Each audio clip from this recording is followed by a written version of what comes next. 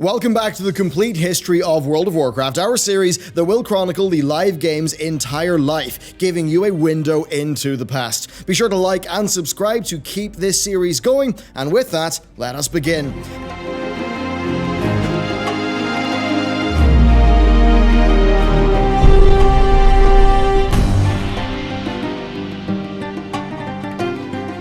World of Warcraft Patch 1.3 Ruins of Dire Maul was the game's second major update, going live on the 7th of March 2005, 3 months after Mysteries of Mauradon. And like Patch 1.2, it contained a lot, bringing with it Azeroth's first world bosses, Azuregos and Lord Kazzak, and the game-changing Dire Maul. Researching these videos takes a long time, but that's okay. Thanks to From Plant to Cup, one of the 25,000 plus courses on today's sponsor Skillshare, we're thoroughly wired when we're doing so. Skillshare is an online learning community for creators with over 25,000 courses in design, business, and more. Their premium membership gives you unlimited access for only $10 a month, but the link below in this video will give you 2 months for free. Plant to Cup is a favorite of mine. It's incredible just how much better your daily coffee experience is once you've learned how it all works, and that's just one of the great skills you can learn. Their courses are super digestible and actionable. They're broken up into snappy, direct segments, so get started today with my link down in the description. That'll give you 2 months of Skillshare Premium for free. Thank you very much to Skillshare for making longer, more research videos like this possible, and let's get into the content. As the meaty portion of Patch 1.3, Dire Maul helped to add a ton of flavor to Western Kalimdor, as Mauradon did before it. The ancient, highborn city of Elder Thalas, left to rot over the aeons, opened up for players to explore. Populating the dungeon were 3 distinct groups of enemies. You had the Gordok ogres, then you had corrupted nature and demons led by the satyr Alzin, then the dead high elven arcanists, the Chandralar, feeding on the demon Imulthar, imprisoned deep within. And like with many other zone and dungeon stories, this is something that was on a smaller scale. It mostly added depth to the world and its inhabitants, rather than telling any form of massive overarching plot itself. In terms of gameplay, this was an additional endgame dungeon, recommended for players between level 56 and 60. Dire Maul did have a very unique mechanic though, as Gordok Commons, more commonly known as Dire Maul North, granted better loot if done as a tribute run. What was a tribute run? Well, players were tasked with using their patience some items and a broken ice trap in the dungeon, plus a crafted ogre suit to sneak past the bosses. You see, every ogre boss still alive when you killed the last boss of the wing added an item as tribute to the final chest, and the item added to the chest would be better quality than anything that the dungeon would otherwise drop. Now, this was far from easy, and it required a lot of preparation. The ogre suit itself needed some leather, cloth, and thread, and then an item from another part of that wing of the dungeon, so the group would either need to do a lot of auction house shopping, or would need to farm the mats around the instance for a while before heading in. Now, the experience of this at the time would have been very unique, and it wasn't even just limited to people trying to gear up with the additional gear that the tribute run dropped, because in addition to getting tributes from the bosses left alive, players could actually acquire powerful 2-hour-long buffs, either for spell crit, attack power, or stamina, and these would persist in the world and even over into other dungeons. And what this meant is the players seeking an edge, including raiders, would often do a tribute run before their chosen activity. So these world buffs ended up actually being part of a whole pre-raid ritual that people would do, and this would often involve going around the world super quickly, coordinating as a group, picking up all of your buffs. But of course, in a lot of servers, PvP servers, this would mean getting into fights with the enemy faction who were attempting to do the same thing, and this often resulted in outright war outside of Dire Maul at common raid times. Now, as for the dungeon itself, well, it was gigantic. Dire Maul was fundamentally 3 different instances. You had the Warpwood Quarter, Capital Gardens, and Gordok Commons. As we'll get into later in this episode, this was also the first dungeon to be limited to 5 players. It was also introduced as World of Warcraft's first catch-up mechanic, as it was full of almost level 60 gear that often served as pre-raid best in slot, either being on par with or better than the other endgame dungeons of the time, including Upper Blackrock Spire. This really shook up the endgame landscape as far as gearing was concerned, although players still had plenty of reason to go to the other high-level dungeons for specific pieces and other things. So really at this stage, there was a lot of endgame content that took quite a while to do for players. Of course, that's not all that patch 1.3 added, because we have the world bosses, Azuregos and Lord Kazzak, a terrifying blue dragon and a gigantic demon, both on very long spawn timers from 4 to 7 days. They were the first world bosses in the game, and they are notorious to this day for a very good reason. Players had to work together to track these bosses down before actually killing them, although you would have to kill anyone else who wanted to claim the boss before you actually went in to kill it. For guilds who wanted these kills, they would have to be very prepared. They need to keep an ear close to the ground and really know what was going on. Many would actually have alts parked around various known spawn locations for these bosses, in Ashara for Azuregos and the Blasted Lands for Kazzak. Now at this time, guilds would even call in offline members to get as many players there as possible to increase their chances, and even if you spotted the boss early, well, word would spread quickly and the race would begin. Only one group could tap the boss, of course, so groups would be racing to get a full 40 players before engaging. Now, once the boss was pulled,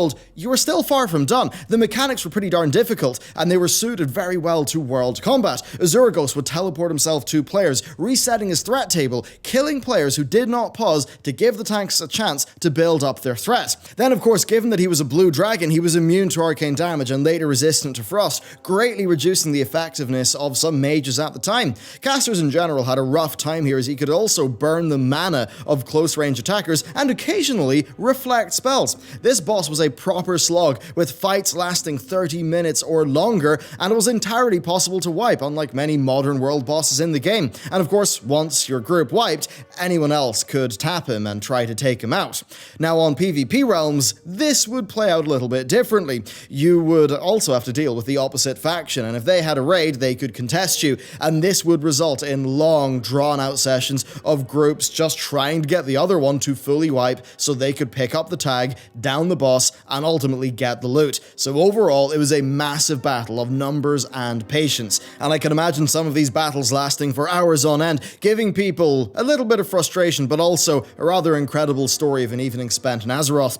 Now, the other world boss, Kazzak, well, it was basically the same story, but with a major difference. While Azuregos didn't come in 1.3 with an anti-Zerg mechanic, and players could rejoin the fight after resurrecting, Kazzak's mechanics were different. You see, he did AoE damage and healed for a lot when nearby players died, and this meant that a death or two, combined with his enrage timer, would cause a wipe. Now, if that enrage timer ran out, he would start doing 800 to 1000 DPS to anyone within a large range, healing, of course, from every kill. Now, this made for an intense encounter that had to be done perfectly and quickly. When other players would get involved, it would get very messy.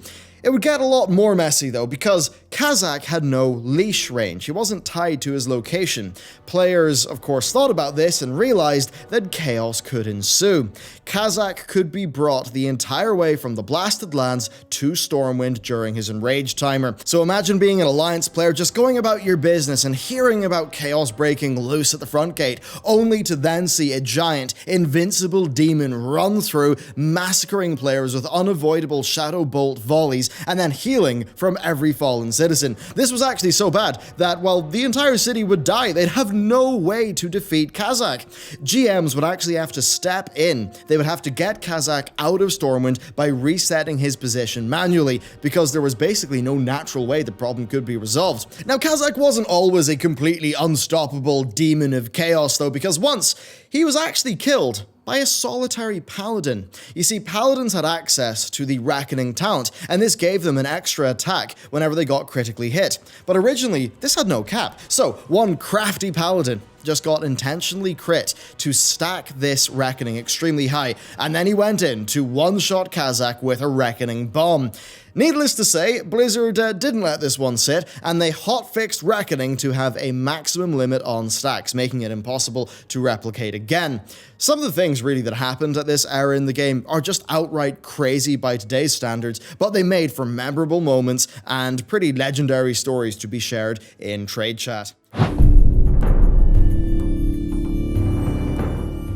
1.3 saw many new things though, and meeting stones were one of them. They were absolutely not like they were today, and this is an implementation that I think today would be controversial and is rarely discussed. Meeting stones were actually a very primitive version of the dungeon finder. Interacting with a meeting stone would basically put you in the queue for a dungeon. It would try to matchmake a tank, healer, and DPS from that queue, and when complete, it didn't actually bring your group to the dungeon or anything like that. It would just drop you in a group with your new friends and let you coordinate the traveling yourself.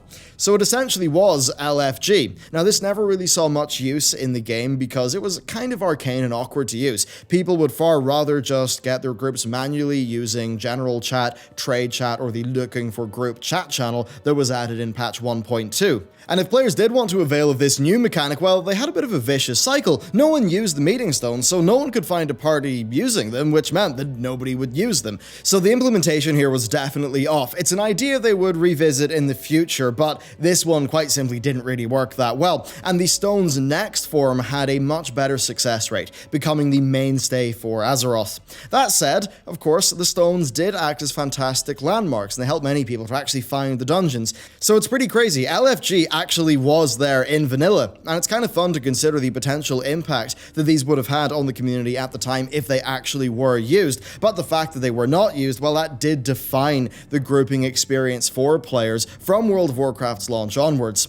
As mentioned earlier, this patch also added limits to how many people could actually enter one of those instances. So all instances in the game were limited to 10 players, except for Nixia's Lair and Molten Core, which were of course 40 players, and then Blackrock Spire, which was capped at 15, and the new Dire Maul, which was only 5, a number that of course would work out for them quite well in the future. You see, prior to that, you could have large raid groups just clear a dungeon like Blackrock Depths. That would trivialize the difficulty and finish the content very quickly, although splitting only a few pieces of gear between 15 players, well, that would have been quite the nightmare. Having various sizes of instance, I think would have been fantastic for potential dungeon designs, certainly on the adventuring front, but it has obvious problems with difficulty and group size balancing, so this probably was the right move overall. Saying that though, perhaps it was an early sign that Blizzard would curtail player freedom in order to afford them a more defined and designed experience, one that was easier to create and easier for players to access.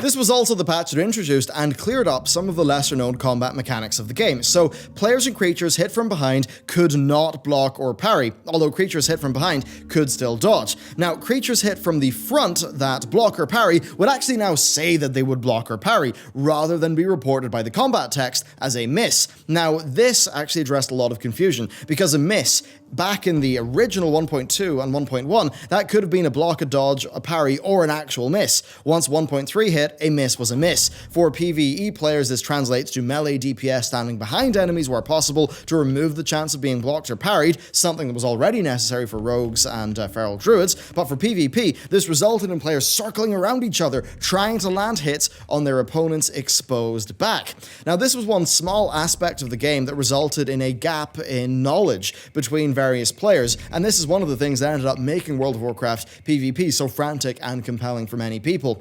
There were many mechanics in World of Warcraft at this stage that just weren't quite understood by most players at the time, and the discovery and the use of those mechanics helped make the game feel huge and mysterious, like there was always more to learn, like there was always more optimization to be made. A very different time from the current era of, say, Simcraft. Looking at some of the PvP patch notes, you can really tell how prevalent world PvP is. You see, key NPCs like bank and auction house staff in cities and outposts, they were made much more difficult to kill, and their respawn times were reduced. Now, if Blizzard had to, change this to make a smoother experience, then you really can't imagine just how frequently the factions would have been invading each other's cities. And really, as frustrating as I think some of this may have been for some players, I do think it added a lot of stakes to defending towns and cities, and that is something that this patch technically was starting to erode. Now, as for the oversights, well, reputation gains and drops from killing mobs could be abused. Before patch 1.3, a mind control player would actually lose rep, rather than the player actually in control. While this was a fairly minor bug, it would be very frustrating if you were, say, mind controlled and forced to kill a guard in somewhere like Booty Bay, so that was patched up. Then Warlock summons could no longer be accepted in combat, and priests actually got the same treatment that Warlocks did in patch 1.2, now no longer being able to kill people with Shadow Word Pain or mind control when in a duel. Then patrols were added to Orgrimmar and Ironforge that could detect stealth, which meant that rogues and feral druids found it a lot more difficult to sneak in, and they also changed change it so that Blink was far less likely to just drop mages through the world. Blizzard then also made the move to reduce ability training costs across the board, and this is something that every class would have been very happy with this patch. You see, back then, basically all of your money earned while leveling up, that was going into your skills, so you'd often need to really plan ahead or just leave some spell ranks for later if they weren't really that important. That didn't change massively with this patch because money was just tight in general in vanilla, but it did alleviate it quite a bit over time. The UI also saw a huge number of improvements in patch 1.3, and it's kind of hard to believe that some of these things were not there at launch. First of all, it added the ability to have multiple action bars on the screen rather than just paging through them using your scroll wheel and controller, maybe even clicking on the little arrows, which is quite extreme. This is really something that I think would have been necessary for a lot of classes, just given how there's so many items and older ranks of spells that many classes would have been using for mana efficiency. Without this, players would have been just paging up and down the action bars trying to find the right spell. And sure, some players could have played with that, maybe some people even preferred it because it, saved space, but clearly Blizzard realized that was not for everyone and they split out the action bars. Surely a very good move indeed.